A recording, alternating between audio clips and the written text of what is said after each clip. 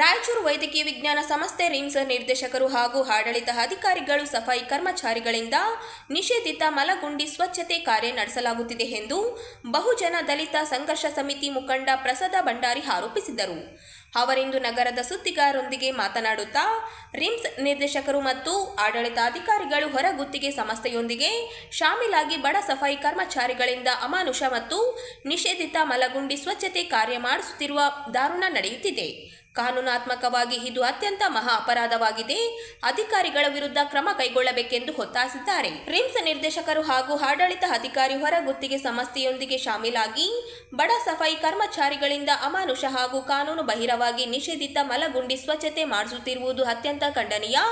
Manuel ಸ್ಯಾವೆಂಜರ್ಗಳ ನೇಮಕಾತಿ ನಿಷೇಧ ಮತ್ತು ಪುನರ್ವಸತಿ ಕಾಯ್ದೆ 2013 ಪ್ರಕಾರ ಇಂತಹ ಕೆಲಸ ಸಂಪೂರ್ಣವಾಗಿ ನಿಷೇಧಿತವಾಗಿದ್ದರೂ ವೈದ್ಯಕೀಯ ಶಿಕ್ಷಣ ಬೋಧಿಸುವ ಮತ್ತು ಆರೋಗ್ಯ ಸೇವೆಗಳಲ್ಲಿ ನೀಡುತ್ತಿರುವ ರಾಯಚೂರು ವೈದ್ಯಕೀಯ ವಿಜ್ಞಾನ ಸಂಸ್ಥೆಯಲ್ಲಿ ಈ ಕೆಲಸ ನಡೆದಿರುವುದು ಅತ್ಯಂತ ನಾಚಿಕೆಗೇಡಿನ ವಿಷಯವಾಗಿದೆ ಮತ್ತು ಈ ಅಮಾನುಷ ಕೆಲಸವನ್ನು ಪರಿಶಿಷ್ಟ ಜಾತಿಗೆ ಸೇರಿದ ಜನರಿಂದಲೇ ಮಾಡಿಸಲಾಗುತ್ತಿದ್ದು ಪರಿಶಿಷ್ಟ ಜಾತಿ ಸಮುದಾಯದ ಹಿತರಕ್ಷಣೆಯನ್ನು ಮಾಡಬೇಕಾದ ಇದೆಲ್ಲಂದ್ರೆ ರಾಯಚೂರು ವೈದ್ಯಕೀಯ ವಿಜ್ಞಾನಗಳ ಸಂಸ್ಥೆ ವೈದ್ಯಕೀಯ ವಿಜ್ಞಾನವನ್ನು ಬೋಧನೆ ಮಾಡುವಂತ ಮತ್ತು ವೈದ್ಯರನ್ನ ತಯಾರು ಮಾಡುವಂತ ಒಂದು ವೈದ್ಯಕೀಯ ವಿಜ್ಞಾನಗಳ ಸಂಸ್ಥೆಯಲ್ಲಿ ರಾಜಾರೋಷವಾಗಿ ಈ ಮಲಗುಂಡಿಗಳನ್ನ ಸ್ವಚ್ಛ ಮಾಡಿಸುವಂತ ಒಂದು ಕೆಲಸ ನಡೀತಾ ಇದೆ. ಅದರ ವಿರುದ್ಧ ನಾವು ಇವತ್ತು ಪತ್ರಿಕಾಗೋಷ್ಠಿಯನ್ನು ಮಾಡ್ತಾ ಇದ್ವಿ. ಅದಕ್ಕೆ ಸಂಬಂಧಪಟ್ಟಂತ GPS ಫೋಟೋಗಳು ನಾವು ಪತ್ರಿಕಾಗೋಷ್ಠಿಯಲ್ಲಿ ಪ್ರದರ್ಶನವನ್ನು ಮಾಡ್ತಾ ಇದ್ದೀವಿ. ಸರ್ ಪ್ರತಿ ತಿಂಗಳು ಇದನ್ನು ಮಾಡ್ತಾ ಇದ್ದಾರೆ ಮತ್ತು ಈಗ ನಮ್ಮ ಗಮನಕ್ಕೆ ಬಂದಾಗಿಲ್ಲ ಡೇಟ್ ಕೂಡ ಇದೆ ಸರ್ 6/1/2025 GPS ಫೋಟೋಗಳನ್ನು ನಾವು ಕೊಡ್ತಾ ಇದ್ದೀವಿ. 6/12/2025 ಅದರಿಂದ ಇದರ ಸಂಬಂಧಪಟ್ಟಂತ GPS ವಿಡಿಯೋಗಳು ಕೂಡ ನಾವೆಲ್ಲರಿಗೂ ನಾವು ಕಳಿಸ್ಕೊಡ್ತಾ ಇದ್ದೀವಿ. ಅದರ ಪ್ರತಿ ಬಾರಿ ಕೂಡ ಈ ಕೆಲಸ ನಡೀತಾ ಇದೆ. ಆದ್ರಿಂದ ರಿಮ್ಸ್ ನ ನಿರ್ದೇಶಕರು ಇವರೆಲ್ಲ ಕೂಡ ಗಮನಿಸಬೇಕಾಗಿತ್ತು. ಅವರ ಅಧಿಕಾರಿ ಒಬ್ಬ ವೈದ್ಯರು ನಿರ್ದೇಶಕರಾಗಿರುವಾಗ ಇಂತಹ ಒಂದು ಹೀನಾಯ ಕೆಲಸಗಳು ನಡೀತಾ ಇರುವಂತದ್ದು ಒಂದು ಅಸಹ್ಯಕರ ಸರ್ ಜಿಲ್ಲೆಯಲ್ಲಿ. ಅದರಿಂದ ರಿಮ್ಸ್ ನಿರ್ದೇಶಕರು ಇದನ್ನು ತಡೆಗಟ್ಟುವಲ್ಲಿ ವಿಫಲರಾಗಿದ್ದಾರೆ. ಅವ್ರ ಮೇಲೆ ಕ್ರಮ ಆಗಬೇಕು ಮತ್ತು ಅಲ್ಲಿರ್ತಕ್ಕಂಥ ಆಡಳಿತಾಧಿಕಾರಿಗಳ ಮೇಲೆ ಕ್ರಮ ಆಗಬೇಕು. ಮ್ಯಾನುವಲ್ ಸ್ಕ್ಯಾವೆಂಜರ್ಸ್ ಕಾಯ್ದೆ ನಮ್ಮ ಸಫಾಯಿ ಕರ್ಮಚಾರಿಗಳ ನೇಮಕಾತಿ ನಿಷೇಧ ಮತ್ತು ಪುನರ್ವಸತಿ ಕಾಯ್ದೆ 2013 ಪ್ರಕಾರ ಜಾರಿಗೆ ಬಂದಿರತಕ್ಕಂಥದ್ದು. ಈ ಕಾಯ್ದೆ ಅನುಷ್ಠಾನವಾಗುವುದರಲ್ಲಿ ವಿಫಲವಾಗಿದ್ದರೆ ಜಿಲ್ಲಾಡಳಿತ ಕಾಯ್ದೆಯನ್ನು ಅನುಷ್ಠಾನ ಮಾಡ್ತಾ ಇದ್ದಾರೆ. ಅದರಿಂದ ಜಿಲ್ಲಾಧಿಕಾರಿಗಳ ಅಧ್ಯಕ್ಷರಾಗಿದ್ದಾರೆ.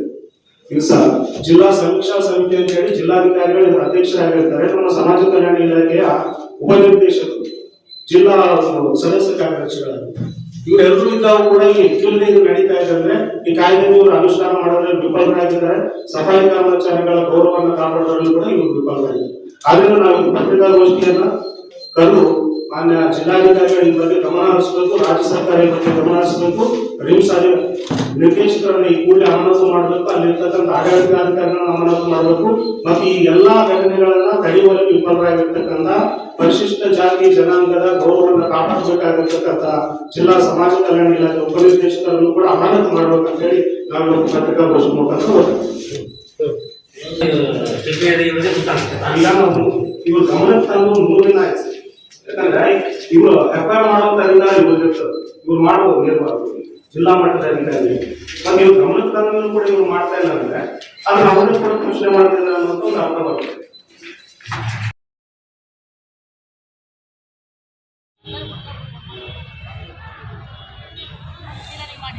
ರಾಜ್ಯ ಲೋಕಾಯುಕ್ತರು ದಿನಾಂಕ 7ರಂದು ಜಿಲ್ಲೆಗೆ ಭೇಟಿ ನೀಡುವ ಹಿನ್ನೆಲೆಯಲ್ಲಿ ಕಳೆದ 4 ದಿನಗಳಿಂದ ಲೋಕಾಯುಕ್ತ ರಾಜ್ಯ ಕಚೇರಿಯ ತಂಡ ಜಿಲ್ಲೆಯಾದ್ಯಂತ ಸರ್ಕಾರಿ ಕಚೇರಿ ಮತ್ತು ಆಸ್ಪತ್ರೆಗಳಿಗೆ ಅನಿರೀಕ್ಷಿತ ಭೇಟಿ ಕಾರ್ಯಾಚರಣೆ ನಡೆಸಿದೆ.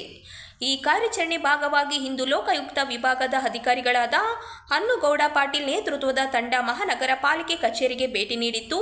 ಕಚೇರಿಯ ಕಲಪಗಳನ್ನು ವೀಕ್ಷಿಸಿದ ತಂಡ ನಂತರ ಅಧಿಕಾರಿಗಳೊಂದಿಗೆ ಘನತ್ಯಾಜ್ಯ ವಿಲೇವಾರಿ ಸ್ಥಳಕ್ಕೆ ತೆರಳಿತು. ದಿನಾಂಕ 7ರಂದು ಲೋಕಾಯುಕ್ತರಾದ ಬಿ.ಎಸ್. ಪಾಟೀಲ್ ಅವರ ಭೇಟಿ ಸಂದರ್ಭದಲ್ಲಿ ಜಿಲ್ಲೆಯ ಎಲ್ಲ ಕಚೇರಿಗಳ ಸಮಗ್ರ ಮಾಹಿತಿ ಒದಗಿಸಲಾಗುತ್ತದೆ.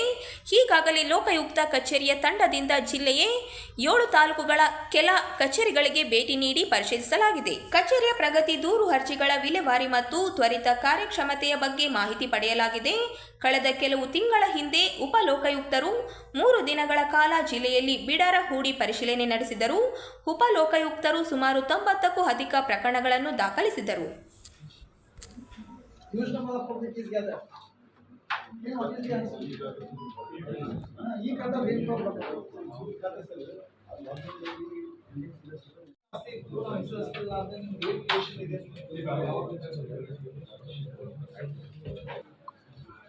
But I am not satisfied with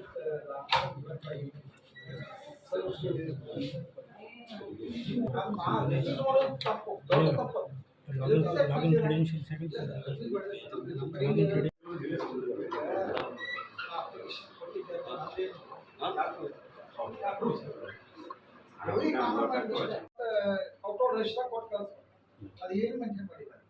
ಹಿಂಗೆ ಕೈಲಿ ತಗೊಂಡು ಹೋಗೋದು, ಯಾವ್ಯಾವ ಬರ್ತಾವ ಕೆಲಸ ಮಾಡ್ಕೊಂಡು ಅಷ್ಟೇ. ಇವತ್ತು ಲೆಕ್ಕ ಅಂತ ಅನ್ಸುತ್ತೆ ನಮಗೆ, ಲುಕಿಂಗ್ ಟು ದಿ ಅಲ್ವೇನ್ರಿ? ಮತ್ತೆ ಯಾಕೆ ನಿಮ್ದು ನಿಮ್ಮ ಕಡೆ ಬಂದ ಮೇಲೆ ನೀವು ಅದು ಕೇಳ್ಬೇಕು. ನೀವು ಮಾಡಲ್ಲ ಅಂತಂದ್ರೆ ನನ್ನ ಪರಿಸ್ಥಿತಿ ಏನು, ನಾನು ಕೊಟ್ಟಿದ್ದೀನಿ. ನಿಮ್ಮ ಜಗಳ what is the problem of the public ಏನು ಮಾಡ್ಬೇಕು? ಮ್ಯಾನೇಜರ್ ಮಾಡಿ ನನಗೆ ಗೊತ್ತಾಗಬೇಕು. ಫೈಲ್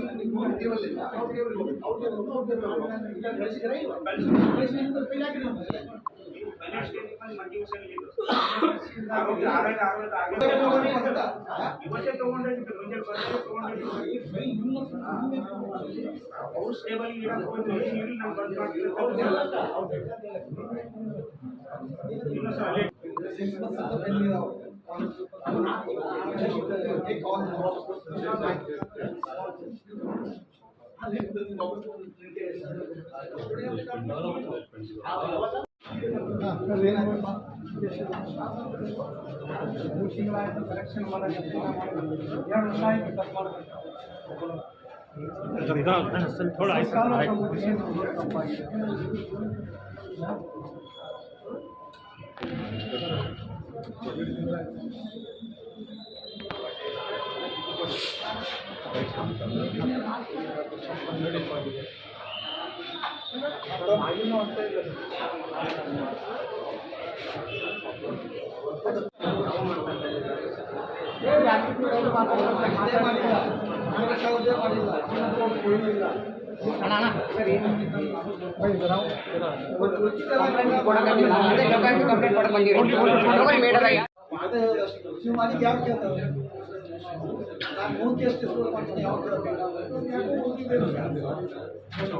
ನಾವು ಕೇಳೋದಷ್ಟೇ. ನೀವು ಮಾಡಿದ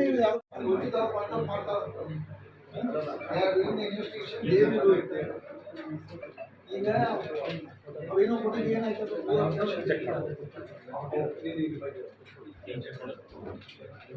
ನಾನು ನಿಮ್ಗೆ ಚೆಕ್ ಮಾಡ್ತೀನಿ. ನಾನು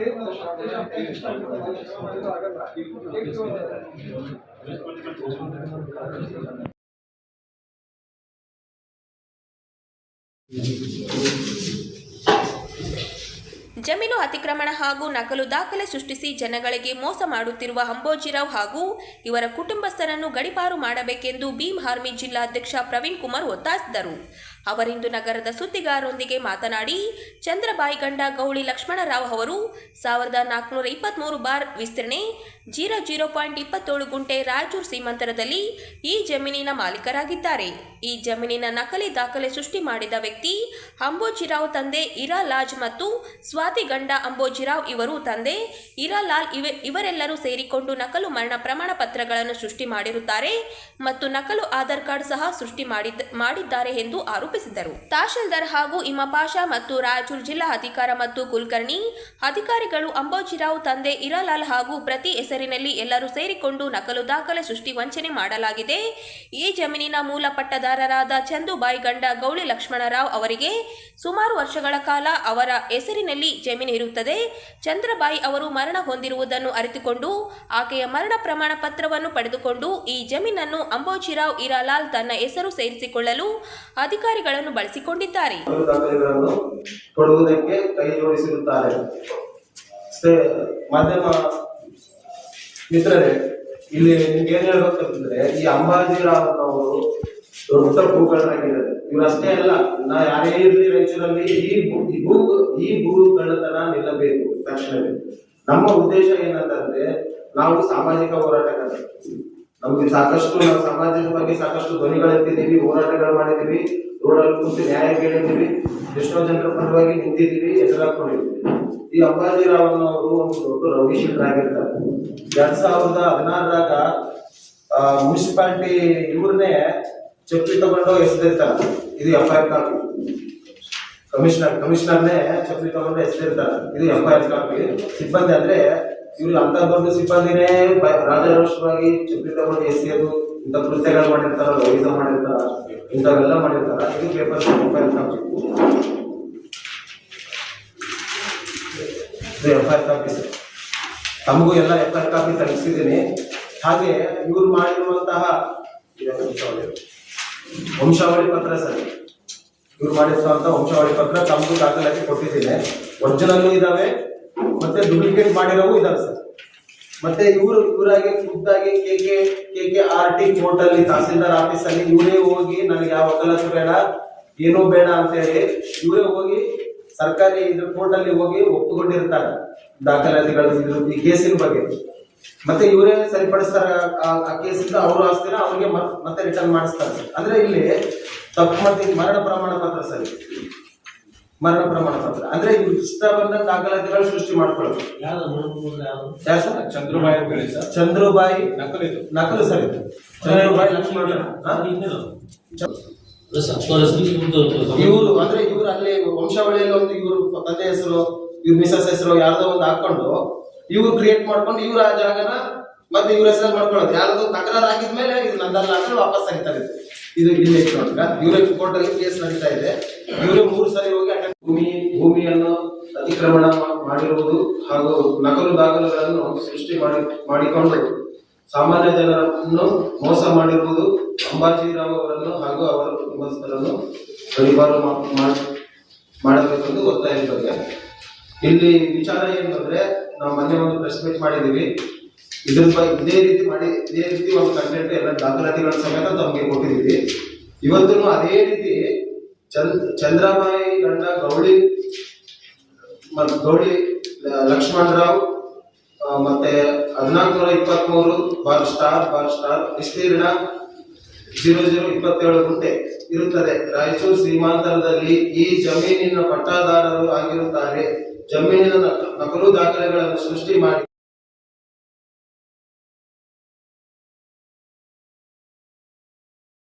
ಭೀಮ್ ಆರ್ಮಿಯ ಜಿಲ್ಲಾ ಅಧ್ಯಕ್ಷರಾದ ಪ್ರವೀಣ್ ಕುಮಾರ್ ನನ್ನ ವಿರುದ್ಧ ಮಾಡಿದ ಆರೋಪ ಸುಳ್ಳು ಹಾಗೂ ಸತ್ಯಕ್ಕೆ ದೂರು ಎಂದು ಸಮಾಜ ಸೇವಕ ಅಂಬಾಜಿರಾವ್ ಅವರು ಹೇಳಿದರು. ಅವರಿಂದು ನಗರದ ಸುದ್ದಿಗಾರರೊಂದಿಗೆ ಮಾತನಾಡಿ, ಪ್ರವೀಣ್ ಕುಮಾರ್ ಅವರಿಗೆ ಮತ್ತು ಈ ಆಸ್ತಿಗೆ ಯಾವುದೇ ಸಂಬಂಧವಿರುವುದಿಲ್ಲ. ಇಂತಹ ಅರ್ಹತೆ ಇಲ್ಲದ ವ್ಯಕ್ತಿ ನನ್ನ ವಿರುದ್ಧ ಸಾರ್ವಜನಿಕರಿಗೆ ಸುಳ್ಳು ಅಪ್ರಚಾರ ಮಾಡುತ್ತಿದ್ದಾರೆ ಎಂದು ಆರೋಪಿಸಿದರು. ಸುದ್ದಿಗೋಷ್ಠಿ ಮತ್ತು ದೂರು ನೀಡಬೇಕಾದರೆ ನೊಂದವರು ಇರಬೇಕು. ರಾಯಚೂರು ನಗರದ ಯರ್ಮರ್ಸ್ ವ್ಯಾಪ್ತಿಯಲ್ಲಿ ಬರುವ ಸರ್ವೆ ನಂಬರ್ 114/1 ಬರುವ 5 ಎಕರೆ ಈ ಜಮೀನು ಪ್ರವೀಣ್ ಕುಮಾರ್ಗಾಗಲಿ ಅವರ ಕುಟುಂಬದವರಿಗಾಗಲಿ ಸಂಬಂಧ ಇರುವುದಿಲ್ಲ. ಸರ್ಕಾರಿ ಭೂಮಿ ಇದ್ದರೆ ಮಾಡಲಿ, ಪಟ್ಟ ಭೂಮಿಗೆ ಮಾಡಲು ಅರ್ಹತೆ ಇರುವುದಿಲ್ಲವೆಂದರು. ಇಂತಹ ಭೂ ವಂಚನೆಯಿಂದ ಎಷ್ಟೇ ಇಂತಹ ದುಷ್ಟ ಕೃತಿಗಳಿಂದ ನಾನು ಭಯಪಡುವುದಿಲ್ಲ. ನಾನು ಸಾರ್ವಜನಿಕರ ಪರ ಇನ್ನೂ ಹೆಚ್ಚಾಗಿ ಕೆಲಸ ಮಾಡುವೆ ಎಂದರು. ಕಳೆದ ವರ್ಷದಲ್ಲಿ ನಾನು ರಾಯಚೂರು ನಗರದಲ್ಲಿ ಇನ್ನೋರಿಗೆ ಸೇರಿದ ಭೂಮಿಯ ನಕಲಿ ದಾಖಲೆಗಳು ಸೃಷ್ಟಿ ಮಾರಾಟ ಮಾಡುತ್ತಿರುವ ಗ್ಯಾಂಗ್ಗಳಾದ ಅಕ್ಷಯ ಕುಮಾರ್ ಭಂಡಾರಿ ಅಲಿಯಾಸ್ ಪ್ರಮೋದ್ ಭಂಡಾರಿ, ತಂದೆ ಮಲ್ಲಿಕಾರ್ಜುನ ಭಂಡಾರಿ, MD ಜವೀದ್ ತಂದೆ MD ಶಾಹಾ, ಹಸಾನ್ ಅಹಮದ್ ಹಸೀನ್ ಇನ್ನಿತರ ವಿರುದ್ಧ ಆಸ್ತಿ ಕಂಬಳಕೆ ಆರೋಪ ಮಾಡಿದೆ.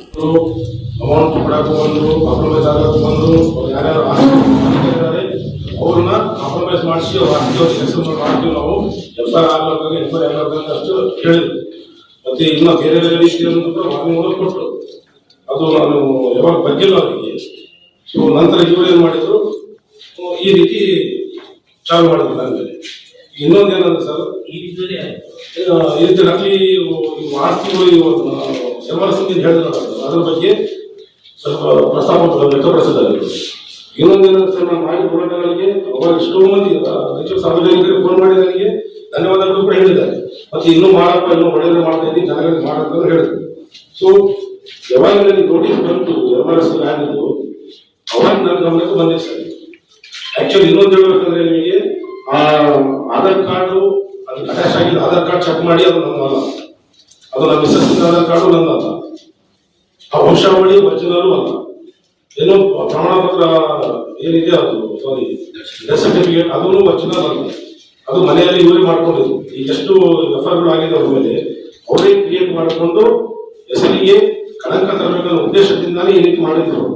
ಯಾವಾಗ ನೋಟಿಸ್ ಬಂತು, ನಾನು ಖುದ್ದೋಗಿ ನಾನೇ ಲಿಖಿತ ರೂಪದಲ್ಲಿ ಕೊಟ್ಟು, ಸರ್ ಇದು ನನ್ನ ಆಸ್ತಿ ಅಲ್ಲ, ಇದು ಯಾರು ನನ್ನ ವರ್ಗಾವಣೆ ಮಾಡಿದಾರೋ ಗೊತ್ತಿಲ್ಲ, ಇನ್ನೊಂದನ್ನು ಮಾಡ್ತಾ ಇದ್ದಾರೆ, ಅದನ್ನು ಸ್ಟಾಪ್ ಮಾಡಿಸಿದ್ದೀನಿ ನಾನು ಅಂತ ಹೇಳಿ ಕಂಪ್ಲೇಂಟ್ ಕೊಟ್ಟು ಬಂದಿದ್ದೀನಿ. ಅದು ಎಂಕ್ವೈರಿನೂ ನಡೀತಾ ಇಲ್ಲ ಸರ್, ಇನ್ವೆಸ್ಟಿಗೇಷನ್ ನಡೀತಾ ಇದೆ. ಈಗ ಎಫ್ಐಆರ್ ಮಾಡಿದ್ರೆ ಫೋರ್ಜರಿ ಆಗೈತಿ, ನಿಮ್ಮ ಮೇಲೆ ಫೋರ್ಜರಿ ಆಗತ್ತು ಅಂತ ಎಫ್ಐಆರ್ ಏನು ಮಾಡಿದ್ರೆ ಎಫ್ಐಆರ್ ಕಂಪ್ಲೇಂಟ್ ಕೊಟ್ಟಿದೆ ಸರ್, ಪೊಲೀಸ್ ಸ್ಟೇಷನ್ ಕೊಟ್ಟರೆ ದೂರು ಕೊಟ್ಟಿದೆ. ಪೊಲೀಸ್ ಸ್ಟೇಷನ್ಗೆ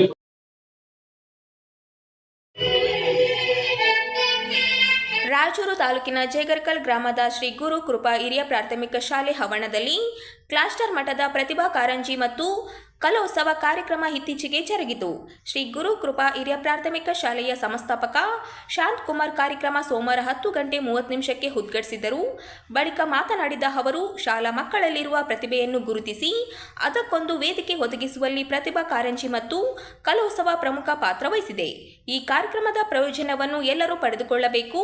ಮಕ್ಕಳು ಅತ್ಯಂತ ಉತ್ಸಾಹದಿಂದ ಕಾರ್ಯಕ್ರಮದಲ್ಲಿ ಭಾಗವಹಿಸುತ್ತಿರುವುದು ಖುಷಿ ತಂದಿದೆ ಎಂದರು. ಸಿಆರ್ಪಿ ಹನುಮಂತ ಮಾತನಾಡಿ, ಮಕ್ಕಳ ಪ್ರತಿಭೆಯನ್ನು ಬೆಳಕಿಗೆ ತರುವಲ್ಲಿ ತಂದೆ ತಾಯಿ ಮತ್ತು ಶಿಕ್ಷಕರ ಶ್ರಮವೂ ಇದೆ. ಇಬ್ಬರು ಕೈ ಜೋಡಿಸಿದಾಗ ಮಾತ್ರ ಮಕ್ಕಳ ಪ್ರತಿಭೆ ಆವರಣಗೊಳ್ಳುತ್ತದೆ. ಮಕ್ಕಳ ಬೆಳವಣಿಗೆಯಲ್ಲಿ ಶಿಕ್ಷಕರೆಷ್ಟೋ, ಪೋಷಕರ ಪಾತ್ರವು ಅತಿ ಮುಖ್ಯವಾಗಿದೆ. ಮಕ್ಕಳನ್ನು ಪಠ್ಯ ಮತ್ತು ಪಠ್ಯೇತರ ಚಟುವಟಿಕೆಗಳಲ್ಲೂ ತೊಡಗಿಸಿಕೊಳ್ಳುವಂತೆ ಮಾಡಬೇಕು ಎಂದು ಸಲಹೆ ನೀಡಿದರು.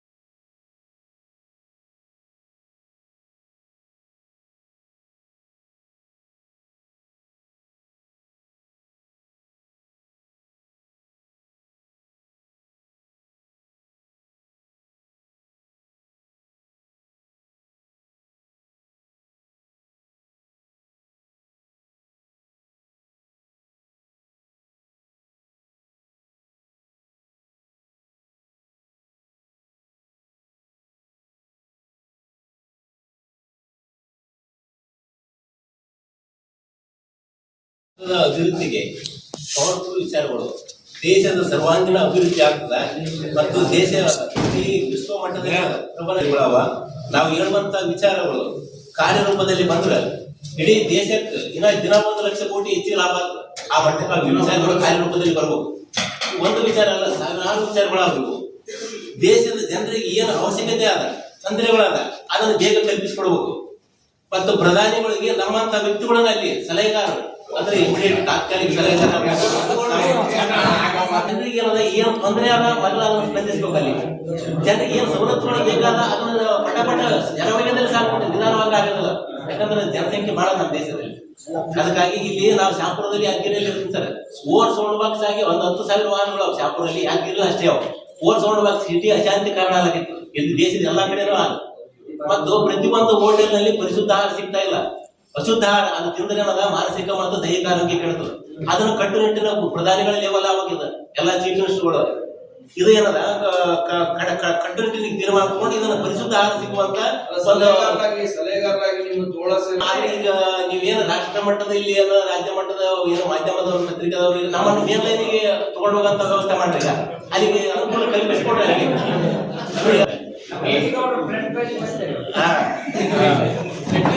ಈಗ ಇಲ್ಲ ಇದು ವಿಚಾರ ನರೇಂದ್ರ ಮೋದಿ ನರೇಂದ್ರ ಮೋದಿ ಅವರು ಮಾಡುವಂತ ಕೆಲಸಕ್ಕೆ ಇನ್ನ ಅದಕ್ಕಿಂತ ಹೆಚ್ಚಿಗೆ ಅದ ಆ ವಿಚಾರ ಆ ಟೈಪ್ ಆಗಿಲ್ಲ. ಯಾಕಂದ್ರೆ